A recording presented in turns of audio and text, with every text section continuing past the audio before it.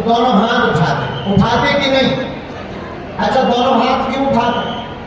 जो डूबता है वो पानी में दोनों हाथ ऊपर कर लेता, हम डूब रहे हमें बचा लो, बचाने वाला दोनों बाहें पकड़ करके बाहर ले आता है।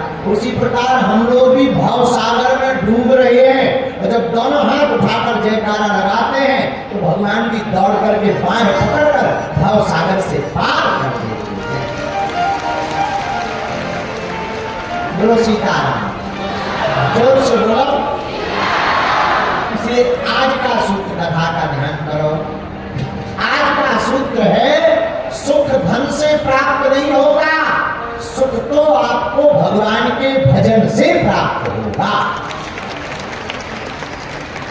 किससे प्राप्त होगा? बोलिए बोलिए।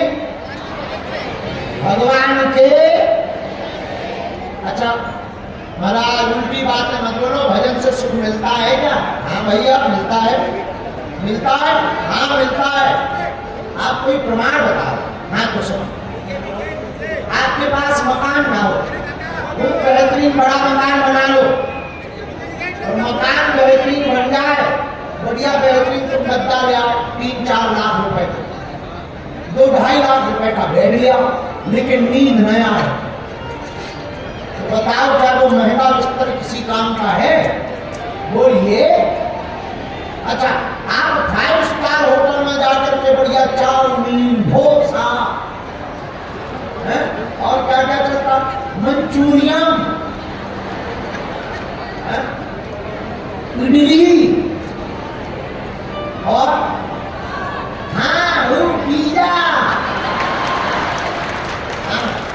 तो ये बड़ी बड़ी में से ले आओ सब, ये सटके लंबी लंबी दोनों सटके, ये सब लेकर आओ, भूख मंगा लो, भूख महंगे व्यंजन मंगा लो। भैया 56 भोग सामने रखा हो, लेकिन अगर भूख ना हो तो क्या 56 भोग किसी काम का है? बोलो हाँ जी हाँ जी, जोर से बोलिए। अच्छा भैया, बिस्तर महंगा हो पर नींद ना हो तो क्या तुम्हारा बिस्तर किसी काम का है? मकान हो पर मकान का मालिक ना हो, क्या मकान किसी काम का है? नहीं है। उसी प्रकार भैया, तुम्हें जीवन में सब साधन हो पर भजन ना हो, शांति ना हो, सुख ना हो, तो यह जीवन भी किसी काम का नहीं है। इससे मेरे पार तय हो गया। एक बात याद रख लो, आज की कथा में एक बात तुम नोट कर लो भैया, सुख की प्राप्ति साधनों से नहीं, सुख की प्राप्ति तो भगवान के भजन से होती है। किससे होती है? बोलिए बोलिए बोलिए। महात्मा लोग 2 रुपया जेब में नहीं रहते फिर भी मुस्कुराते रहते, और जिनके करोड़ों हो गए वे टेंशन में है। हमारा चेहरा है इंदौर का, चंगीला मूसा खेती का, इतना धनवान 9 पीढ़ियां बैठे बैठे खाए।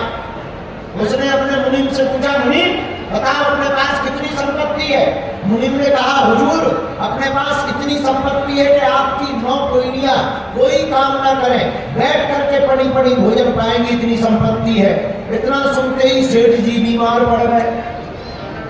1 साल 1.5 साल में पतले पड़ गए, कमजोर पड़ गए, बीमार पड़ गए।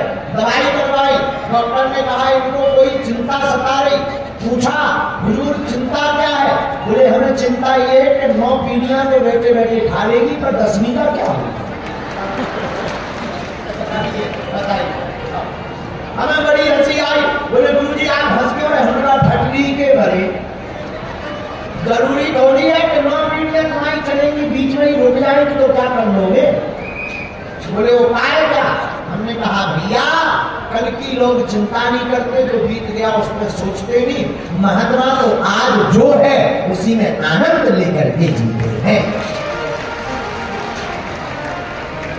बोलो सीताराम, जोर से बोलो। आज की कथा का सूत्र नोट कर लो।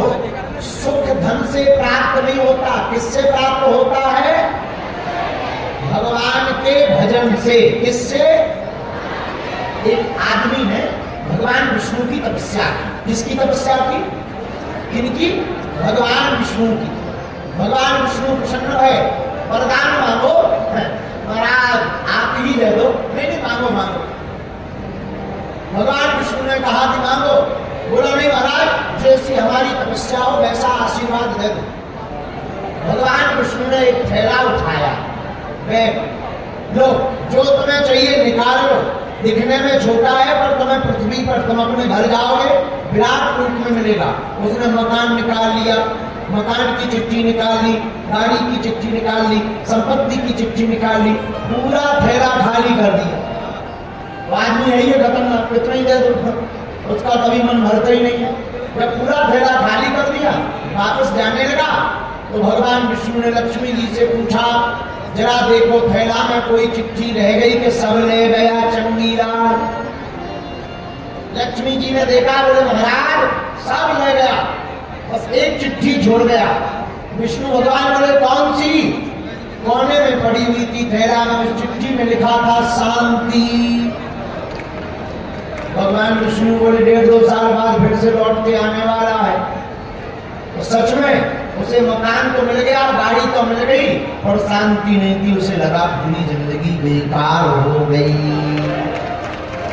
यही हम तुमको कहना चाहते, अनीति से धन कमाकर पाप करके आप अमीर तो बन सकते हो पर सुखी नहीं हो सकते हो। सुखी रहने का सर्वोत्तम उपाय धन नहीं, भगवान का भजन है। इसका भजन है, बोलिए, अरे जोर से तो बोला। इसका भजन, भगवान का भजन। लेकिन आज के जमाने में आदमी अपने दुख से दुखी नहीं है, पड़ोसी का सुख देख करके दुखी है।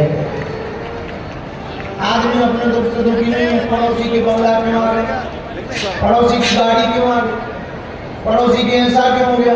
अरे भाई उसके ऐसा हो गया, तुम करो तुम्हारे हो जाएगा। बोलो जय बजरंग बली। दूसरों में काय को दिमाग लगा रहे, अपनी एनर्जी खत्म कर रहे। लेकिन नहीं, आदमी तो पड़ोसी का ही देखता रहता है, ये तो नंबर 2 का काम करता है, फिर भी बताओ कितना बढ़ रहा। एक बार हमने कथा सुनाई भी थी, आज भी हम बता देते हैं। एक बार एक आदमी है, ब्रह्मा जी की तपस्या, ब्रह्मा जी प्रकट है, वरदान मांगो महाराज हम जो चाहें हमें वो मिले, ऐसा वरदान। ब्रह्मा जी बोले सुनो, ऐसा वरदान दे तो देते हैं पर एक शर्त है। बोले क्या? बोले जो तुम मांगोगे वो तो तुम्हें मिलेगा पर तुम्हारे पड़ोसी को डबल मिलेगा।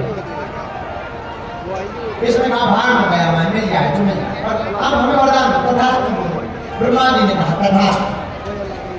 ये घर आया, घर आकर के सबसे पहले उसने कहा हे भगवान हमारा मकान बन जाए।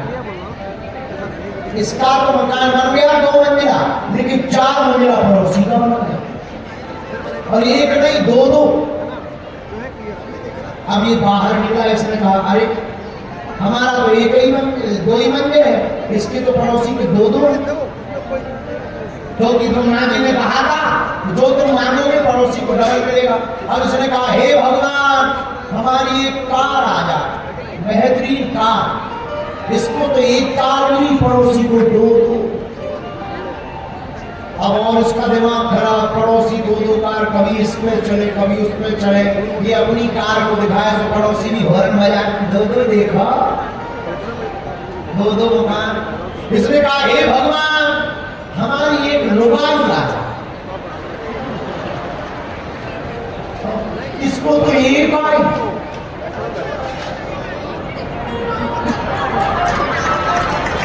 पड़ोसी को 2-2। और ये अपनी पत्नी को लेके छत पे खड़ा हुआ, पड़ोसी दोनों लेके खड़ा हुआ, एक लेफ्ट में एक राइट में। चाय पी करके इशारा करे इधर देखा। अब इसको भागी चले, बताओ तपस्या हमने की, वरदान हमने मांगा, मजे पड़ोसी है।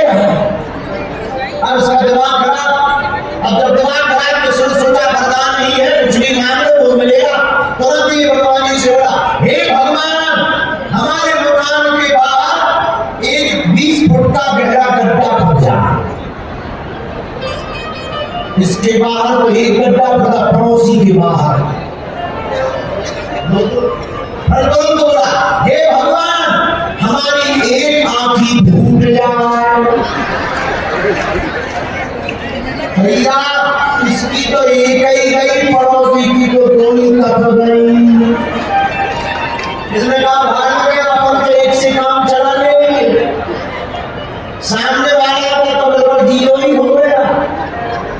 पड़ोसी से मिलने गया, राम राम। अब बेचारा तो कौन है भैया, एक चाटा मार बहुत ले लो मुझे।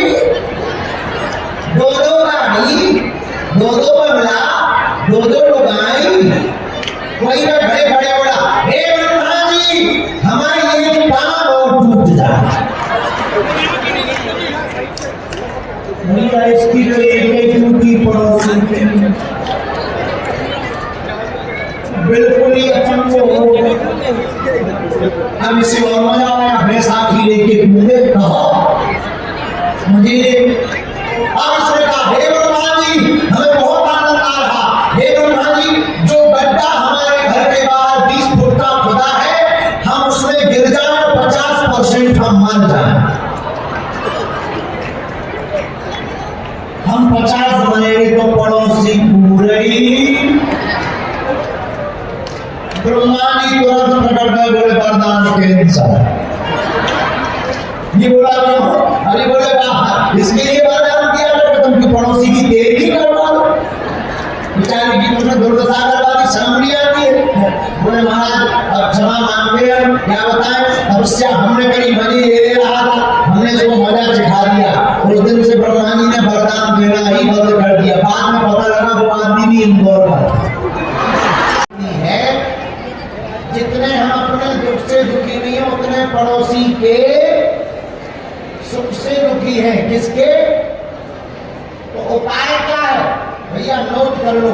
उपाय ये है, जिसके पास जो आवे भगवान को धन्यवाद कहना, प्रभु जैसे तुमने उनकी सुनी हमारी भी सुनना और सबकी सुनना।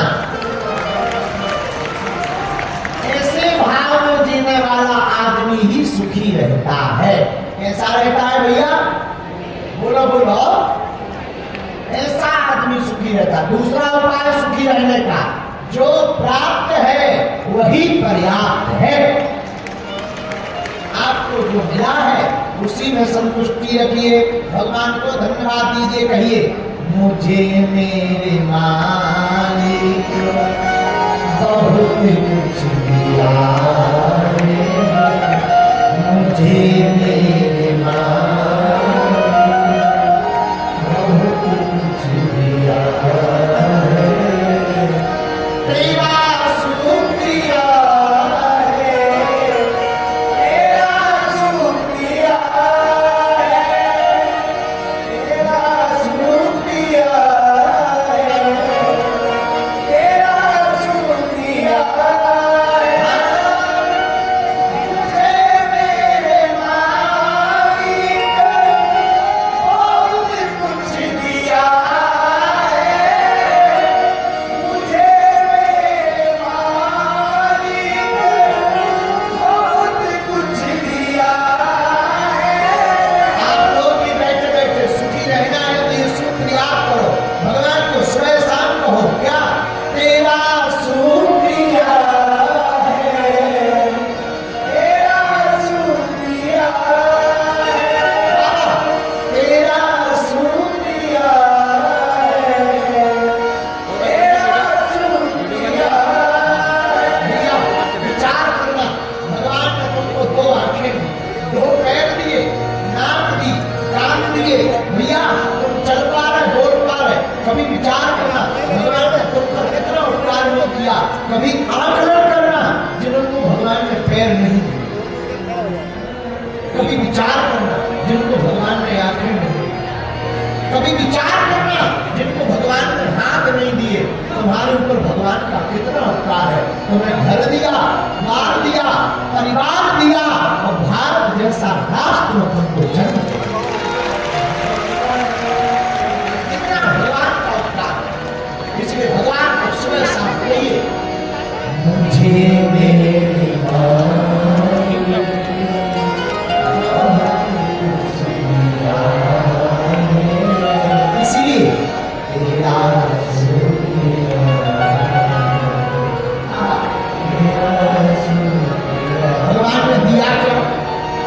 क्या क्या?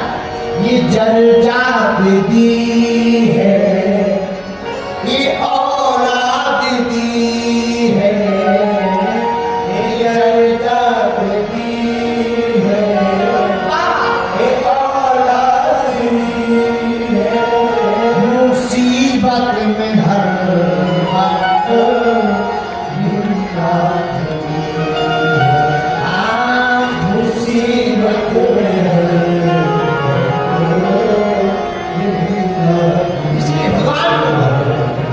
तेरा ही दिया मैंने खाया पिया है, तेरा ही दिया। भैया सुखी रहना तो नोट करो, भगवान से कहो तेरा शुक्रिया है, तेरा शुक्रिया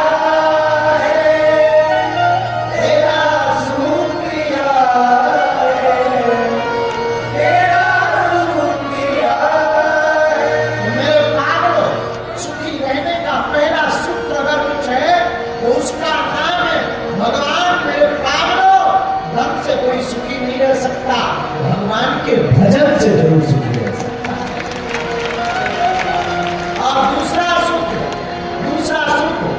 दूसरों का देख करके ईर्षा मत करो, भगवान को धन्यवाद करो। दूसरों के पास कुछ भी प्राप्त हो जाए, भगवान को कहो जैसे उनको दिया वैसे हमको दे। सुखी रहने का तीसरा मंत्र है सुबह और शाम जब समय मिले। भैया काम से तो जिंदगी भर समय नहीं मिल रहा है, और सुबह और शाम समय निकाल कर भगवान के सामने खड़े होकर ये कह दिया मुझे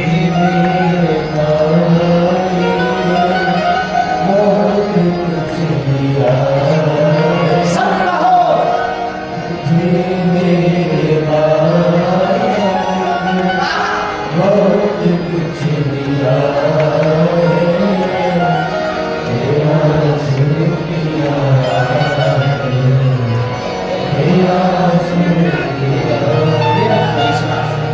मेरे प्रिय, आप सुखी रहना चाहते तो हमारा चौथा सूत्र याद, और चौथा सूत्र बड़ा प्यारा, संतोष। जो है वो कम नहीं है, जो नहीं मिला उसका कोई गम नहीं है, जो पाना है वो सिर्फ एक ख्वाब है, लेकिन जो तुम्हें अभी मिला है वो लाजवाब। जो मिला है भगवान को आप सुखी रहना चाहे तो हमारी किताब में आए तो घर कुछ लेकर जाना हो, ये बातें जरूर लेकर जाना। पहला याद रखना, दूसरी तीसरी और चौथी बात संतोष। क्या रखना? जोर से बोलो, संतोष। पांचवा सुखी रहने का सूत्र है आप क्षमावान बनो, क्षमा करो। कोई भी अपराध कर दो, मेरे पागलों, कोई तुम्हारा बुरा करे तुम उसके पीछे मत पड़ जाया करो। जितनी एनर्जी, जितनी ऊर्जा, जितनी ताकत, जितनी बुद्धि, जितना विवेक तुम दूसरे को बदला लेने में लगाते हो, तुम में दम हो तो उससे बदला लेने की जगह उसको बदल डालने में अपने लिए जाओ। अगर आप बदल डालोगे तो हम दावे के साथ कहते हैं तुम्हारी ऊर्जा सदुपयोगी होगी। ये पांचवा सूत्र तुम्हें याद रखना। पंचम सूत्र बड़ा प्यारा है, सबको क्षमा। छठवां सूत्र याद रखो सुखी रहने का, और छठवां सूत्र यह है दौड़ते हुए घोड़ों का चित्र, उगते हुए सूर्य का चित्र घर पर लगाने से कभी सफलता नहीं मिलेगी। सूर्योदय के पहले तुम्हें जागना पड़ेगा और घोड़ों की तरह तुम्हें दौड़ना पड़ेगा।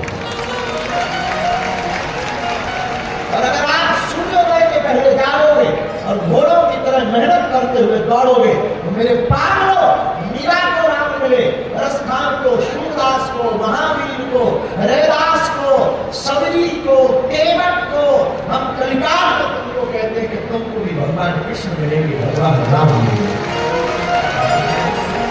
तुमको भी लक्ष्य प्राप्त होगा। ये छठवां सूत्र याद रखना।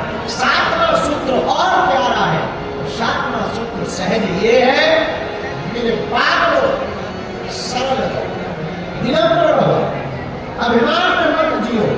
जो है भगवान का दिया हुआ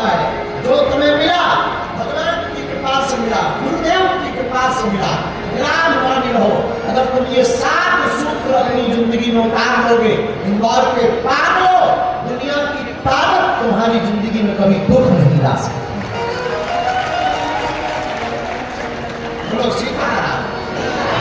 लेकिन आपको इन सूत्रों पर सुनना बहुत अच्छा लगता, कहना बहुत प्यारा लगता, चलना बड़ा बहुत कठिन है। और चलवाने के लिए भी किसी का सहारा लो। किसका? हमारी श्री प्रिया राधा रानी जी के चरणों को पकड़ करके कहो, कर दो मेरा काम,